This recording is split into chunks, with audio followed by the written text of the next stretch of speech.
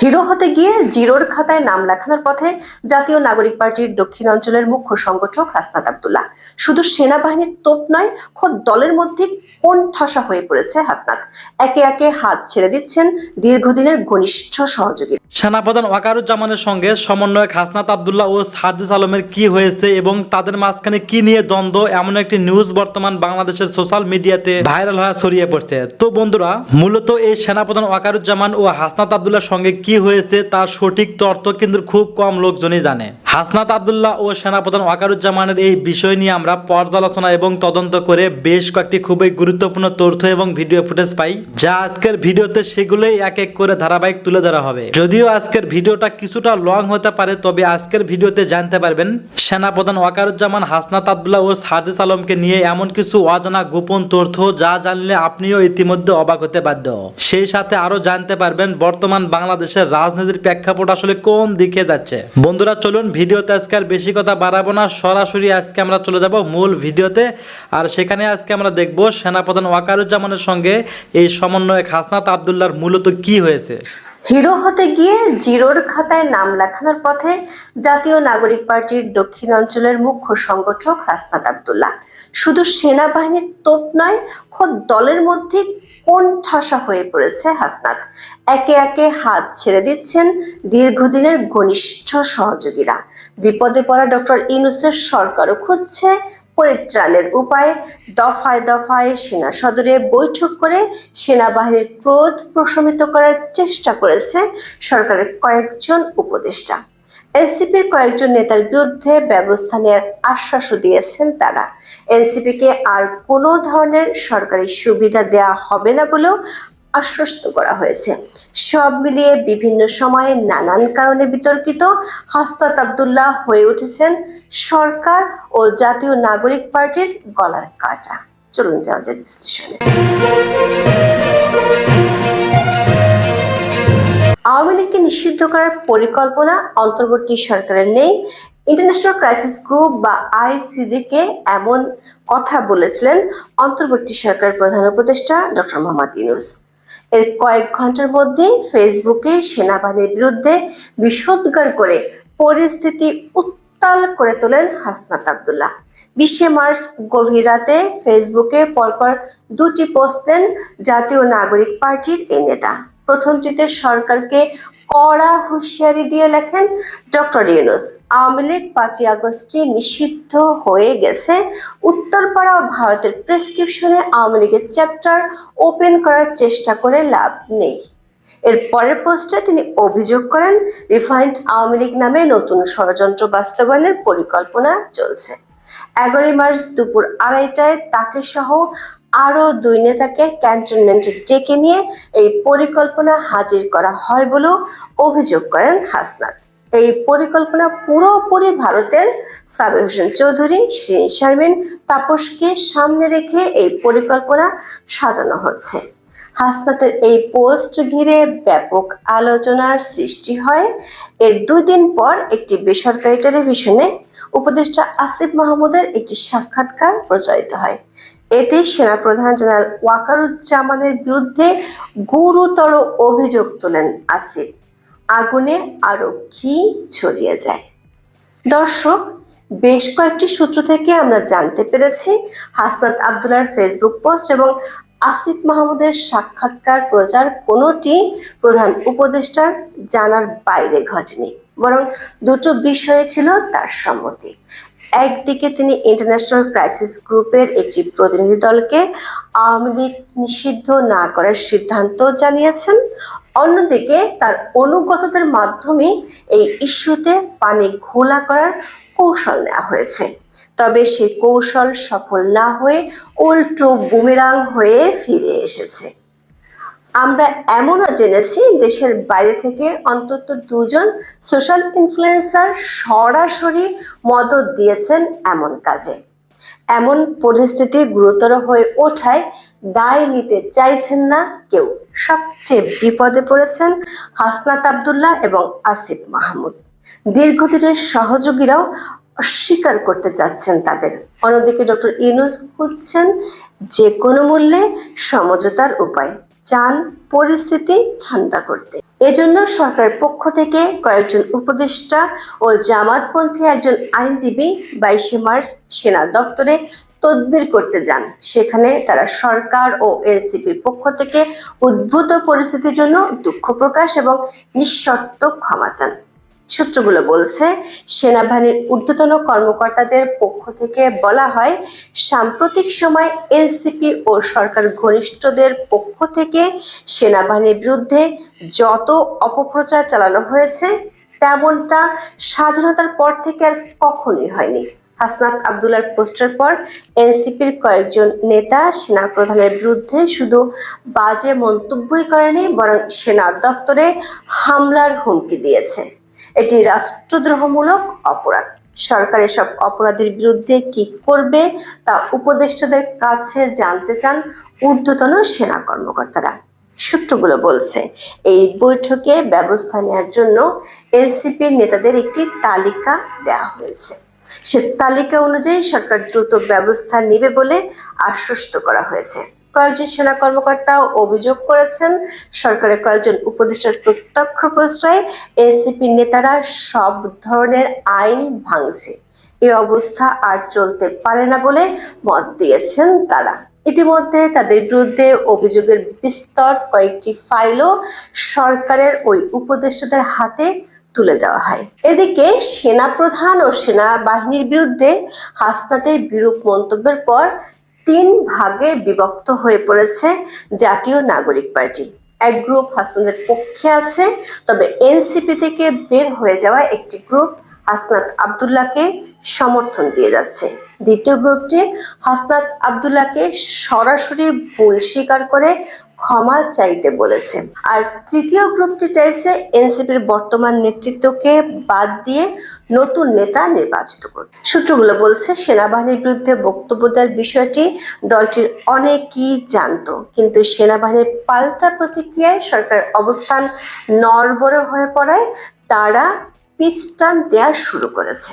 সেনা সদরের সরকারের উপদেষ্টাদের ওই বৈঠকের পরই এনসিপির অন্য নেতারা হাসনাতের মন্তব্যের বিরোধিতা করতে শুরু করেন। ছাত্রলীগ করার সময় থেকে হাসনাত আব্দুল্লাহর ঘনিষ্ঠ হিসেবে পরিচিত সার্জিস আলমও দিয়েছেন পিছুটান। বিশাল এক ফেসবুক পোস্টে তিনি যতটা সম্ভব সেনাবাহিনীর মন গলানোর চেষ্টা করেছেন। একই সঙ্গে হাসনাতের পোস্টকে কার্যত কাণ্ডজ্ঞানহীন আচরণ হিসেবে অভিহিত করেছেন। এনসিপির উত্তরাঞ্চলের মুখ্য সংগঠক সার্জিসের পোস্টে পরিষ্কার, 11 মার্চ হাসনাতের সঙ্গে তিনিও গিয়েছিলেন সেনানিবাসে। তাদের সঙ্গে অনেকটা আন্তরিক ভঙ্গিতেই কথা বলেছেন সেনাপ্রধান। হরিহর আত্মা হিসেবে জনসম্মুখে পরিচিত হাসনাতের সমালোচনা করে সার্জিস লিখেছেন, সেনাপ্রধানের সাথে যে বিষয়গুলো নিয়ে কথা হয়েছে সেগুলোর সাথে সরাসরি দ্বিমত থাকলেও সেগুলো নিয়ে দলের ফোরামে বিস্তারিত আলোচনা করতে পারতাম, সিদ্ধান্ত নিতে পারতাম, সে অনুযায়ী কর্মসূচি বাস্তবায়ন করতে পারতাম। সার্জিস আরো লেখেন, কিন্তু যেভাবে এই কথাগুলো ফেসবুকে স্ট্যাটাসের মাধ্যমে এসেছে এই প্রক্রিয়াটি আমার সমীচীন মনে হয়নি, বরং এর ফলে পরবর্তীতে যে কোনো স্টেক হোল্ডারের সাথে আমাদের গুরুত্বপূর্ণ আলোচনা আস্থার সংকটে পড়তে পারে। জাতীয় নাগরিক পার্টির একাধিক নেতার সাথে কথা বলে আমরা জানতে পেরেছি, সার্জিস আলম সেনা কর্মকর্তাদের কাছে ক্ষমা চেয়ে পোস্ট দিয়েছেন। দলটির নেতারা মনে করছেন তাদের পোস্টগুলো তাদের ব্যক্তিগত জনপ্রিয়তা অর্জনের রাজনীতির কৌশল। দলের কেন্দ্রীয় কমিটির হোয়াটসঅ্যাপ গ্রুপে বিষয়টি নিয়ে ক্ষোভ দেখাচ্ছেন নেতাদের অনেকে। দলীয় ফোরামে আলোচনা না করে বিভিন্ন পর্যায়ে ব্যক্তিদের সঙ্গে বৈঠক করা, আবার সেই বৈঠকের আলোচনা দলকে না জানিয়েই জনসম্মুখে প্রকাশ করা, এই ধরনের কর্মকাণ্ড নিয়ে প্রশ্ন তুলেছেন কেন্দ্রীয় নেতাদের অনেকেই। খালেদ সাইফুল্লাহ নামের এক নেতা লিখেছেন, গুটি কয়েক ব্যক্তি তাদের ব্যক্তিগত চিন্তাপ্রসূত কথাবার্তা কোনো ধরনের সাংগঠনিক সিদ্ধান্ত ছাড়াই বাইরে প্রকাশ করছেন। ব্যক্তিগত রাজনীতি হাসিলের জন্য তারা যখন যা ইচ্ছে বলে বেড়াচ্ছেন, সেগুলো যে স্ববিরোধী হয়ে যাচ্ছে সেটি নিয়েও তাদের কোনো উদ্বেগ নেই। যদি সেলিব্রিটি ফেস, কন্ট্রোভার্সি আর পপুলিজম দিয়ে রাজনীতি করতে চান, তাহলে আমাদের পার্টি থেকে বাদ দিয়ে টিকটকারদের এনে বসিয়ে দিন। দর্শক, সার্জিসের বক্তব্য থেকে হাসনাতের কর্মকাণ্ড নিয়ে ক্ষোভের পাশাপাশি গুরুতর আর কয়েকটি ইঙ্গিত আমরা দেখতে পাচ্ছি। দেখা যাচ্ছে সেনা প্রধানের সঙ্গে আলোচনার তথ্য হাসনাত বা সার্জিস কেউই নিজেদের দলীয় প্ল্যাটফর্মে জানাননি। এটা নিয়ে তাদের মধ্যে কোনো আলোচনাও হয়নি। প্রশ্ন হলো, হাসনাত তাহলে কাদের পুতুল হয়ে কাজ করছেন? এত বড় একটি সিদ্ধান্ত তিনি কাদের পক্ষ থেকে নিলেন? সেনা সদরের একাধিক সূত্র বলছে সরকারের কয়েকজন উপদেষ্টাও এই বৈঠক সম্পর্কে জানতো। এনসিপি এবং সরকার আগ্রহী এই বৈঠক হয়েছে। এর আগেও সরকারের কয়েকজন উপদেষ্টা বিভিন্ন সূত্রে সেনাবাহিনীকে বিতর্কিত করার চেষ্টা করেছেন। সূত্রগুলো বলছে এমন কর্মকাণ্ড হাসনাত নিজের ইচ্ছে মতো নেননি। এর সঙ্গে সরকারের শীর্ষ পর্যায় থেকে শুরু করে দেশের বাইরের কয়েকজন সোশ্যাল মিডিয়া ইনফ্লুয়েন্সারের মদত রয়েছে। আমাদের অনুসন্ধান বলছে সেনাপ্রধানকে সরিয়ে দেয়াই ছিল এই কৌশলের মূল লক্ষ্য। সে অনুযায়ী বৃহস্পতিবার রাতে হাসনাতের পোস্টের পরপরই শুক্রবার ঢাকার বিভিন্ন পয়েন্টে অন্তত 26টি জামায়াতের কর্মসূচি দেওয়া হয়। তবে সেনাবাহিনীর তৎপরতায় সেগুলো বাস্তবায়ন করা হয়নি। কাছাকাছি সময়ে প্রচার করা হয় উপদেষ্টা আসিফ মাহমুদের ভিডিও সাক্ষাৎকার। ঢাকার ক্যান্টনমেন্টে হামলার উস্কানি দিয়ে বক্তব্য দিতে দেখা গেছে বেশ কয়েকজনকে। ফেসবুকে প্রচার করা হয় সেনাবাহিনীর উপর হামলার পুরনো ছবি।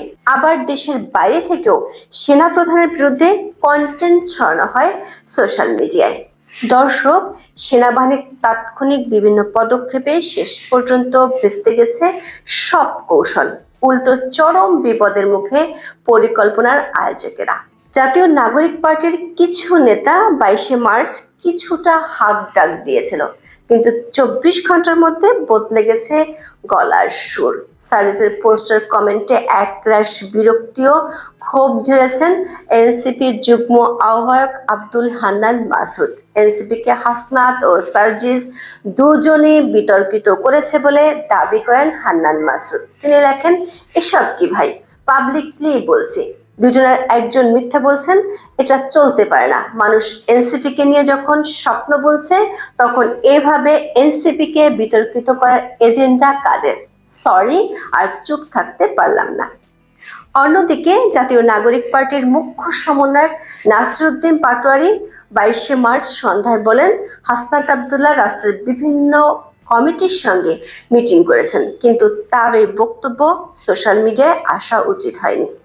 এটি শিষ্টাচার বহির্ভূত স্ট্যাটাস। পরদিন আরেক অনুষ্ঠানে বিষয়টিকে ক্ষমা সুন্দর দৃষ্টিতে দেখতে দেশবাসীর প্রতি আহ্বানও জানান নাসিরউদ্দিন পাটোয়ারি। দর্শক, আমরা দেখেছি হাসনাতের ফেসবুক পোস্টের পরদিন বিষয়টি নিয়ে সংবাদ সম্মেলনে জাতীয় নাগরিক পার্টির সব নেতার মুখ ছিল বিরস। সেখানে দলের আহ্বায়ক নাহিদ ইসলাম বলেন, রাজনীতি নিয়ে কোনো প্রস্তাব বা সিদ্ধান্ত দেওয়ার এখতিয়ার সেনাবাহিনী কিংবা রাষ্ট্রীয় কোনো প্রতিষ্ঠানের নেই। নির্বাচন ও আওয়ামী লীগের রাজনীতি নিষিদ্ধের বিষয়টি রাজনৈতিক সিদ্ধান্ত। সরকার, জনগণ ও বিদ্যমান রাজনৈতিক দলগুলোই এই সিদ্ধান্ত নেওয়ার এখতিয়ার রয়েছে। এর পরদিন থেকে আরো বদলে যেতে থাকে পরিস্থিতি। 22শে মার্চ এনসিপির সমাবেশে উপস্থিতি দৃশ্যমানভাবে ছিল অত্যন্ত কম। সেই সমাবেশে নেতাদের কণ্ঠে ছিল সেনাবাহিনীর সঙ্গে সমঝোতার আহ্বান। অন্যদিকে সরকারের প্রভাবশালী কয়েক উপদেষ্টার সারাদিন কেটেছে দৌড়ঝাঁপ করে। ড্যামেজ কন্ট্রোলের চেষ্টার মাধ্যমে উত্তেজনার সামাল দেওয়ার চেষ্টা করেন তারা। তবে সে চেষ্টায় সেনাবাহিনীর ক্ষোভ দূর হয়নি বলেই আমাদের জানিয়েছেন বিভিন্ন সূত্র। ঘটনার সঙ্গে সরকারের কয়েকজন উপদেষ্টার সরাসরি যোগসূত্র থাকার অভিযোগ আরো জটিল করেছে পরিস্থিতি। ঢাকা সহ দেশের বিভিন্ন জায়গায় নিরাপত্তা বাহিনীর তৎপরতা বৃদ্ধির খবরও পাওয়া গেছে। কয়েকটি সূত্রের দাবি, হামলা ও নাশকতার হুমকি দেয়া জাতীয় নাগরিক পার্টির বেশ কয়েকজন নেতাকে প্রকাশ্যে দেখা যাচ্ছে না। আমাদের সূত্রগুলো বলছে, হাসনাত আব্দুল্লাহর আকস্মিক পোস্টে হতবিহ্বল হয়ে পড়েছেন তার দলের নেতাকর্মীরাই। অনেকেই একে দেখছেন আত্মঘাতী কর্মকাণ্ড হিসেবে, আবার সরকার ও এনসিপি সমর্থক হিসেবে পরিচিত সোশ্যাল ইনফ্লুয়েন্সারদের অনেকেও হাসনাত ও সার্জিসের কর্মকাণ্ডের তীব্র সমালোচনা করেছেন। তাদের বিভিন্ন রাজনৈতিক কর্মসূচিতে ব্যবসায়ী গ্রুপের অর্থায়নের তথ্য প্রমাণও প্রকাশ করা হচ্ছে ফেসবুকে। এরই মধ্যে সুইডেন ভিত্তিক নেত্র নিউজের এক প্রতিবেদনে প্রকাশ করা হয়েছে সেনা সদরের প্রতিক্রিয়া। এতে বলা হয়েছে, হাসনাত আবদুল্লাহর পোস্ট সম্পূর্ণ রাজনৈতিক স্ট্যান্ডবাজি ছাড়া আর কিছুই নয়। ২৭ বছর বয়সী এই ছাত্রনেতার বক্তব্যকে অত্যন্ত হাস্যকর ও অপরিপক্ক গল্পের সম্ভার হিসেবেও আখ্যা দিয়েছে সেনাবাহিনী। দর্শক, একটি বিষয় আমরা লক্ষ্য করে দেখেছি, নেত্র নিউজের প্রতিবেদনটি প্রকাশ করেছে দেশের সব সংবাদ মাধ্যম।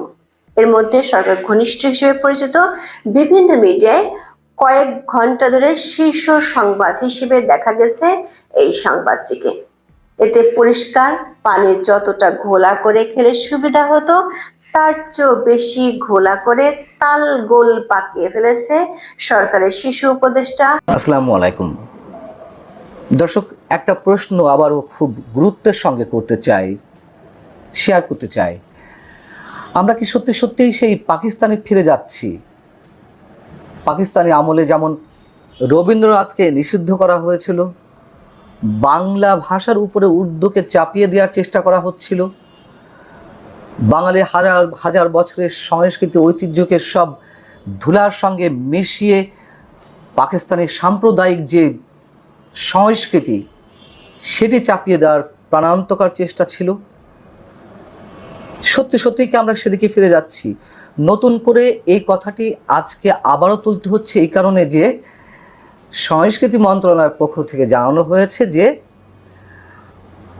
মঙ্গল শোভাযাত্রার নাম পরিবর্তন হতে পারে। নববর্ষ উদযাপন আমাদের হাজার বছরের সংস্কৃতি, সেই সম্রাট আকবর থেকে শুরু হয়েছে। আর প্রায় ৩.৫ দশক আগে সামরিক শাসক এরশাদের সময় সামরিক এবং সাম্প্রদায়িক শক্তির বিরুদ্ধে যেই মঙ্গল শোভাযাত্রার আয়োজন করা হলো, আনন্দ শোভাযাত্রা থেকে মঙ্গল শোভাযাত্রায় রূপ নিল, সেটির নাম কেন পরিবর্তন করা হবে? এবং যে মঙ্গল শোভাযাত্রা জাতিসংঘের বিশ্ব সাংস্কৃতিক ঐতিহ্যের অংশ, সেই বিশ্ব ঐতিহ্যে হাত দেওয়ার দুঃসাহস এই সরকারকে কারা দিয়েছে? জাতিসংঘের বিশ্ব ঐতিহ্যের কোনো অংশ হয়ে উঠলে কোনো দেশের সংস্কৃতি বা ঐতিহ্য, সেক্ষেত্রে সেই সংস্কৃতি বা সেই আচার রক্ষার দায়িত্ব পড়ে সংশ্লিষ্ট রাষ্ট্র বা সরকারের উপরে। ৩.৫ দশক পর এসে মঙ্গল শোভাযাত্রার নাম পরিবর্তন কেন করতে হবে? সংস্কৃতি বিষয়ক উপদেষ্টা মোস্তফা সরোয়ার ফারুকী তিনি যেটি সাংবাদিকদের জানিয়েছেন, আমি যদি একটু জানাই আপনাদেরকে, রোববার সংস্কৃতি মন্ত্রণালয়ে একটি অনুষ্ঠানে সাংবাদিকদের মুখোমুখি হয়ে তিনি বলছেন যে মঙ্গল শোভাযাত্রার নাম পরিবর্তনের কথা ভাবছে অন্তর্বর্তী সরকার। এ ব্যাপারে সোমবার ঢাকা বিশ্ববিদ্যালয়ে অনুষ্ঠিত বৈঠকে সিদ্ধান্ত হবে। এছাড়া এর শোভাযাত্রায় নানা ধরনের পরিবর্তন আসবে। কি পরিবর্তন আসবে আমরা জানি না। সামরিক শাসক এরশাদের সময় গ্রামীণ সংস্কৃতির সব ধরনের মোটিভ একসাথে করে হাতি, ঘোড়া বা নানান ধরনের যে সাংস্কৃতিক প্রতীক, সেগুলো একসাথে করে যে শোভাযাত্রা আয়োজন করা হতো, মঙ্গল শোভাযাত্রার নাম দেওয়া হয়েছিল। কি জন্য?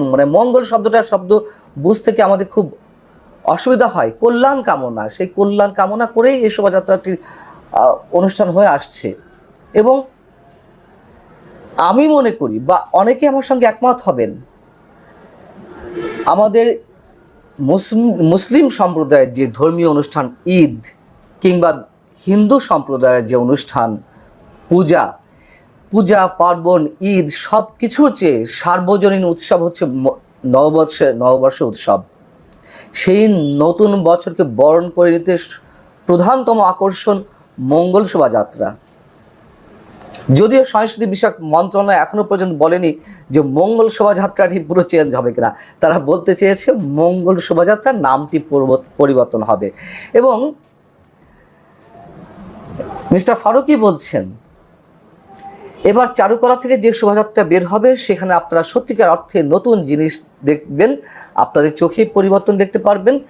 এটা এখন আমরা বিস্তারিত বলছি না, সারপ্রাইজ হিসেবে থাকলেও ইটস এ টিজার, মানে কোনো কিছু আসার আগে যে একটা প্রোমো দেওয়া হয় বা চুম্বক অংশ দেওয়া হয়, পাবলিক করা হয়, উনি বলছেন কি টিজার, বেশ ভালো কথা।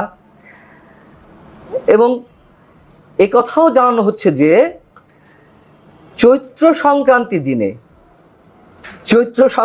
দিনে মানিক মিয়া এভিনিউতে সংসদ ভবনের সামনে যে অনুষ্ঠান হবে সেটি রক সঙ্গীত হবে। আচ্ছা, রক সঙ্গীত চৈত্র সংক্রান্তিতে আনতে হবে কেন? চৈত্র সংক্রান্তির উৎপত্তিটা কোত্থেকে? বৈশাখ আসার আগে চৈত্রের দাবদাহে কৃষকের যে যন্ত্রণা, যে কষ্ট, সেই কষ্ট থেকে চৈত্র সংক্রান্তি পালন করা হয়, স্মরণ করা হয় কৃষকের কষ্টকে। জমিন ফেটে চৌচির, বর্ষার পানি নেই, হাহাকার, এক ধরনের বিষণ্ণতা, তার মধ্যে আমাকে রক সঙ্গীত দিয়ে এটাকে উদযাপন করতে হবে কেন? রক সঙ্গীত তো এসেছে মার্কিন সংস্কৃতি থেকে। আমরা ঠিক বুঝতে পারছিলাম আমরা সাম্প্রদায়িক শক্তিতে বা সাম্প্রদায়িক সংস্কৃতিতে ফিরে যাব, পাকিস্তান আমলে ফিরে যাব, নাকি আবার মার্কিন সংস্কৃতি আমদানি করা হচ্ছে। মোদ্দা কথা হচ্ছে আমাদের দেশীয় সংস্কৃতি, দেশীয় ঐতিহ্য থাকবে না। দেশীয় সংস্কৃতি, দেশীয় ঐতিহ্যকে মৌলবাদী গোষ্ঠী ভয় পায় বিধায় ছায়ানটের বর্ষবরণ অনুষ্ঠানেই ভয়ঙ্কর বোমা হামলা চালানো হয়েছিল, কত মানুষের প্রাণহানি ঘটেছিল। একই ধারাবাহিকতায় যশোরের উদীচীর বার্ষিক সম্মেলনে বোমা হামলা হয়েছিল। আমরা কি ভুলে গেছি এগুলো? মোস্তফা সরোয়ার ফারুকী উপদেষ্টা হয়েছেন, তাকে নিয়ে অনেক বিতর্ক। তিনি নিজে তো বাংলা ভাষার 12টা বাজিয়েছেন তার চলচ্চিত্রের মাধ্যমে, তিনি কৌতুক চলচ্চিত্র নির্মাণ করেন। আমরা বলবো মোস্তফা সরোয়ার ফারুকী, আপনি আপনার কৌতুক চলচ্চিত্র নিয়েই থাকুন, আপনাকে আর বাংলা ভাষা, বাংলার সংস্কৃতি বেশি বুঝতে হবে না। যদি বেশি বুঝতে হয় আপনার কৌতুক চলচ্চিত্র বন্ধ করুন, ওগুলো মানুষের মনে নাড়া দেয় না, সাময়িক কিছুটা সুরসুরি দেয়, এর বাইরে আর কিছু দিতে পারে না। এবং এই যে মঙ্গল শোভাযাত্রা নিয়ে কেবলমাত্র কথা উঠেছে, এই মঙ্গল শোভাযাত্রা মৌলবাদী গোষ্ঠীর কাছে দীর্ঘদিনের এক ধরনের আতঙ্ক। তারা বারবার মঙ্গল শোভাযাত্রার বিরুদ্ধে নানান ধরনের স্লোগান দিয়ে এসেছে। মঙ্গল শোভাযাত্রা উদযাপন করা যাবে না বা আয়োজন করা যাবে না, এই ধরনের হুঁশিয়ারি তারা দিয়ে এসেছে। এবং আমি অন্তত নিশ্চিত যে এখন যে ধরনের সাম্প্রদায়িক উস্কানি, সাম্প্রদায়িক আস্ফালন দেখা যাচ্ছে, মৌলবাদী গোষ্ঠীর যে এক ধরনের উত্থান, তাদের পরামর্শেই মঙ্গল শোভাযাত্রার নাম পরিবর্তন করা হতে যাচ্ছে বা করা এক ধরনের চিন্তা ভাবনা শুরু হয়েছে। লাভটা কি এগুলো করে? কি কারণে করতে হবে? ব্যাখ্যাটা কি? এবং যদি প্রশ্ন করি, মঙ্গল শোভাযাত্রার মতন বিশ্ব ঐতিহ্যের যেটি অংশ হয়েছে, সেই নাম পরিবর্তনের এখতিয়ার বা অধিকার এই অন্তর্বর্তী সরকারকে কে দিয়েছে? তারা কোনো ধরনের জনগণের প্রতিনিধিত্ব করে? হয়েছে তো এক ধরনের গায়েবী আওয়াজে এক ধরনের সরকার গঠন হয়েছে, না সাংবিধানিকভাবে, না গণতান্ত্রিক উপায়ে, না জনগণের রায়ে। এখন এই অন্তর্বর্তী সরকার এত সব স্পর্শকাতর বিষয়ে কেন হাত দিচ্ছে? যাই করুক না কেন, এগুলো করে কেউ কখনো এই বাংলার মাটিতে পার পায়নি। তারাও কতক্ষণ টিকতে পারবে এগুলো করে, সেগুলো প্রশ্ন তো রয়েই যায় খুব স্বাভাবিকভাবেই। অতএব এইগুলো করে অহেতুক যে উত্তেজনার সৃষ্টি, এক ধরনের উস্কানি দেওয়ার চেষ্টা, আমরা বেশ ভালো করেই বুঝতে পারছি। কেন, কোন ম্যাটিকুলাস ডিজাইন থেকে এগুলো করা হচ্ছে? দেখি ঢাকা বিশ্ববিদ্যালয়ের সভাতে কি ধরনের সিদ্ধান্ত আসছে, আমরা অপেক্ষায় রইলাম। দল হিসাবে আমরা সবসময় মনে করি কোনো একটা দল প্রাসঙ্গিক হয়ে ওঠে তার কর্মতৎপরতার মধ্য দিয়ে, কোনো একটা দল জনসমর্থন হারিয়ে অপ্রাসঙ্গিক হয়ে যায় যদি সে রাজনৈতিক ভূমিকাটা পালন করতে না পারে। ফলে আমাদের এই ভূখণ্ডে দল নিষিদ্ধ করার অনেক ইতিহাস আছে। অনেক নিষিদ্ধ দলকেও আবার পুনরায় ফিরে এসে কর্তৃত্ব গ্রহণ করার মতন জায়গাও আমরা আসতে দেখেছি। ফলে আমরা মনে করি কোনো প্রশাসনিক নির্দেশে অথবা কোনো আইনে কোনো দল নিষিদ্ধ করার এই প্রক্রিয়াটা যথার্থ নয়। রাজনৈতিক দল রাজনৈতিকভাবে প্রাসঙ্গিক হয়ে উঠবে অথবা রাজনৈতিকভাবে অপ্রাসঙ্গিক হয়ে উঠবে। যেমন ধরুন, পাকিস্তান তৈরি হয়েছিল মুসলিম লীগের নেতৃত্বে, কিন্তু মুসলিম লীগ কি বাংলাদেশে এখন প্রাসঙ্গিক আছে? ঠিক তেমনি বাংলাদেশের স্বাধীনতা যুদ্ধের সঙ্গে আওয়ামী লীগ ওতপ্রোতভাবে যুক্ত ছিল, নেতৃত্বেও ছিল, কিন্তু যেভাবে আওয়ামী লীগ গত 15 বছর জনগণের উপর একটা ফ্যাসিস্ট শাসন চালিয়েছে, জনগণের বিক্ষোভের মুখে গণ অভ্যুত্থানের মধ্য দিয়ে যে আওয়ামী লীগ পদত্যাগ এবং দেশ ত্যাগ করেছে, এখন সেই আওয়ামী লীগই প্রমাণ করবে সে কি রাজনীতিতে প্রাসঙ্গিক আছে কি নাই। বরঞ্চ আইন দিয়ে নিষিদ্ধ করার নামে আওয়ামী লীগকে বাড়তি চাপে ফেলা অথবা আওয়ামী লীগের প্রতি সহানুভূতি তৈরি করা, কোনোটাই আমরা যথার্থ মনে করি না। আওয়ামী লীগ তার রাজনৈতিক প্রক্রিয়ার মধ্যে দিয়ে টিকে থাকতে পারলে টিকবে, না টিকে থাকতে পারলে টিকবে না। যেমন ধরুন, আওয়ামী লীগ গত 15 বছর অনেক দলকে নানাভাবে নিপীড়নের মধ্যে রেখেছে, চাপের মধ্যে রেখেছে, কিন্তু যাদেরকে নিপীড়নের মধ্যে রেখেছিল তাদের আন্দোলনের মুখেই তো আওয়ামী লীগকে পদত্যাগ এবং দেশ ত্যাগ করতে হলো। কিংবা আমরা আমাদের পার্শ্ববর্তী দেশগুলোতে দেখেছি যে পাকিস্তানেও ইমরান খানের দলের উপর তো নানা ধরনের নিপীড়ন ছিল, দলের নিবন্ধনও বাতিল করে দেওয়া হয়েছে। ইমরান খানের দলটা কি নিশ্চিহ্ন হয়ে গেল? হয়নি তো। কিংবা ভারতেও যে কংগ্রেস, ভারতে এত বড় একটা রাজনৈতিক দল, সর্বভারতীয় দল, সেই কংগ্রেস সংসদে লোকসভায় বিরোধী দলে থাকার জন্য যতটা সিট পাওয়া দরকার ততটা সিটও পায়নি, আবার কংগ্রেস ঘুরে দাঁড়াচ্ছে। ফলে আমরা মনে করি রাজনীতিতে এই প্রক্রিয়াটা চলবেই। জনগণের সমর্থন গ্রহণ করা, জনগণের সমর্থন হারানো, দুটোই রাজনৈতিক প্রক্রিয়ার অংশ। তবে আওয়ামী লীগ তার ক্ষমতায় থেকে জনগণের উপর নিপীড়ন, দুর্নীতি, দুঃশাসন এবং দেশের টাকা পাচার সব কিছুর সঙ্গে যেভাবে যুক্ত হয়েছিল, এগুলোর অবশ্যই জনগণের মুখোমুখি তাদের হতে হবে। জনগণই সিদ্ধান্ত নেবে আওয়ামী লীগকে তারা কীভাবে দেখবে অথবা দেখবে না। ক্যান্টনমেন্ট কেন তাদেরকে ডেকেছিল সেটাও রহস্যের ব্যাপার। আর ক্যান্টনমেন্টে গিয়ে তিনি কি বলেছিলেন এবং সেটা 10 দিন পরে কেন তিনি বললেন, সেটা নিয়েও নানা ধরনের বিশ্লেষণ আছে। তবে আমরা মনে করি যে আমাদের তো রাজনৈতিক জীবনটাই ছিল সামরিক শাসনের বিরুদ্ধে। আমরা ছাত্র আন্দোলন গড়ে তুলেছিলাম, ছাত্র আন্দোলনের সংগঠক ছিলাম, রাজনৈতিক আন্দোলনের সঙ্গে আছি। আমাদের ব্যক্তিগতভাবে বলি অথবা আমাদের দলগতভাবে বলি, আমরা যে কোনো সামরিক শাসন বা সামরিক নিপীড়নের বিরুদ্ধে গণতান্ত্রিক আন্দোলনের সঙ্গে ছিলাম। যারা সামরিক শাসকদের সঙ্গে সম্পর্ক রাখেন অথবা বিরোধিতা করেন, এটা তাদের ব্যাপার। কিন্তু আমাদের কাছে খুবই এটা রহস্যজনক ব্যাপার মনে হয়েছে যে হঠাৎ করে এই সময় এই ইস্যুটা এত সামনে চলে এলো কেনই বা সামরিক বাহিনী তাদেরকে পরামর্শ দেয়, কেনই বা সামরিক বাহিনী তাদেরকে নির্দেশ দেয়। আচ্ছা, তারা যদি সামরিক বাহিনীর নির্দেশটা মানেন তাহলে কি এই কথাটা বলতেন? অথবা তারা যদি সামরিক বাহিনীর নির্দেশটা রেজিস্ট করতে পারতেন তাহলেও কি তারা এই কথাগুলো বলতেন? তাহলে আমার কাছে মনে হয় বিষয়টা একটু ভালো করে ভাবা দরকার যে মানুষের একটা গণতন্ত্রের আকাঙ্ক্ষা আছে।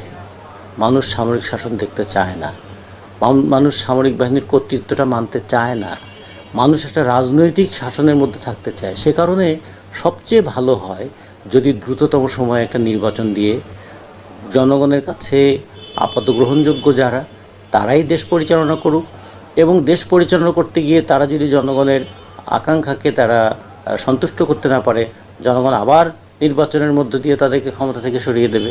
ফলে একটা নির্বাচন এবং গণতন্ত্র দুটো যেন হাত ধরাধরি করে চলে। যদিও আমরা মনে করি নির্বাচন থাকলেই গণতন্ত্র থাকে এমন নয়, তারপর একটা ন্যূনতম গণতান্ত্রিক পরিবেশ রক্ষা করার জন্য হলেও একটা সুষ্ঠু অবাধ গ্রহণযোগ্য নির্বাচন হোক। এবং এই ক্ষেত্রে ওই ক্যান্টনমেন্টে গিয়ে দেন দরবার করা অথবা ক্যান্টনমেন্ট থেকে বেরিয়ে এসে হুমকি দেওয়া, এগুলো আসলে আমার কাছে মনে হয় আমাদের রাজনৈতিক ক্ষেত্রে এগুলো একটা হাইপ তৈরি করে। এগুলো কখনো কখনো রাজনৈতিক বিতর্কের জন্ম দেয়, কিন্তু এখান থেকে কোনো সুস্থ এবং সুষ্ঠু রাজনীতির পরিবেশ ধন্যবাদ প্রিয় দর্শকবিন্দু, আমাদের ফুল ভিডিওটি দেখার জন্য আপনাকে জানাই অসংখ্য অসংখ্য ধন্যবাদ। তো বন্ধুরা, আজকে যে ভিডিওটি দেখলেন, যে বর্তমান সামাজিক যোগাযোগের মাধ্যমে যে বিষয়টি সবথেকে হাইলাইট এবং ভাইরাল, সেনাপ্রধান ওয়াকারুজ্জামান ও হাসনাত আবদুল্লাহ তাদের মাঝখানে কি হয়েছে এই বিষয় নিয়ে কিন্তু আপনারা ইতিমধ্যে আলাপ এবং আলোচনা শুনতে পেয়েছেন। এবং সেই সমন্বয়ক হাসনাত আবদুল্লাহ এবং সেনাপ্রধান ওয়াকারুজ্জামানকে নিয়ে আপনাদের কী মন্তব্য অবশ্যই কমেন্ট বক্সে কমেন্ট করতে ভুলবেন না। আর হ্যাঁ, এমন নিত্য নতুন আপডেট খবর সবার আগে পেতে চাইলে এখনই আমাদের এই পিচ্চি সাকিব ইউটিউব চ্যানেলটি সাবস্ক্রাইব করুন। ধন্যবাদ।